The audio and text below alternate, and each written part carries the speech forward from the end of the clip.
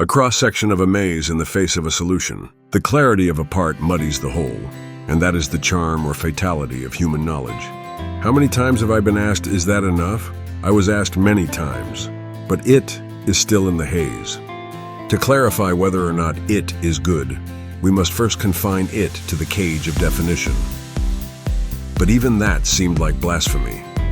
Appeasement sometimes dulls the sharpness. Like a flower on a wound, it hides the abyss with a label and makes us think we understand. But I know. Half solutions betray the whole. The winds of doubt blow on the backs of those who kneel to the voice of the unspeakable and give it a tentative voice. I am not belittling it. I just don't believe it right away. It is just a sincere attitude toward a constructed fiction, and I know how distorted that fiction is. So today, too, I slip through the crowd of those who hang their heads at the answer that seems to be the answer, and put my ear to the cracks in the question. There is still a pure unknowability that breathes without a sound. Like the half-dawning dawn, incomplete understanding always stands on an unstable ground. It is a shadow of the form of truth, like a shimmering mirage. When one accepts sweet appeasement from that halfway understanding, one loses sight of the axis of one's heart. A child of compromise wearing the mask of harmony. Appeasement built on half-knowledge is not a cocoon that envelops the truth, but rather a thin silk curtain that turns away from the truth. It is a laziness of thought that can only be achieved by disregarding it, and as a result, the very rhythm of life itself is dulled.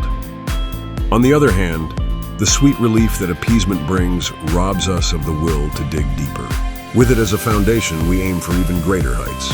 On the path of life, truth is sometimes shrouded in fog, but it is in that fog that the half-solution is the shadow of light, and appeasement is the peace of mind. Behind the shadow, there is more brilliance, and beyond the peace of mind, there is dynamism.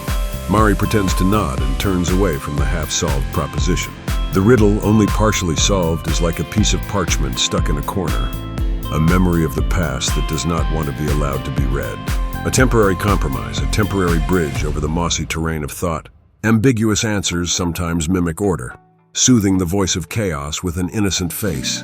The sleep of thought is justified under the guise of solution.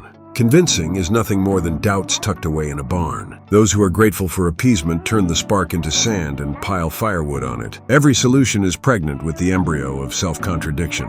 In the middle of this ambiguity, people seek relief. The relief that this appeasement provides often lurks in its sweetness.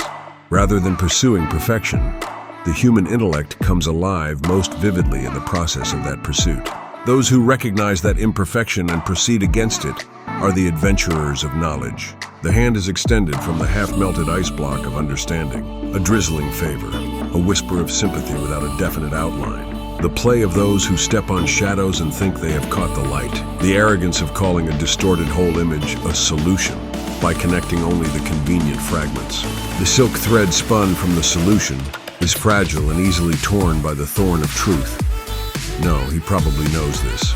That is why their appeasement is clothed in a clingy sweetness that compels acceptance. Let bygones be bygones, they say. However, even the location of the sludge to be washed away cannot be seen from their shoal. The song of easy harmony sounds only as a cacophony in the ears of the awakened. This is not contempt. It is a sharp distinction. It is a cool-headed gaze that does not allow us to be blinded by the brilliance of a forgery.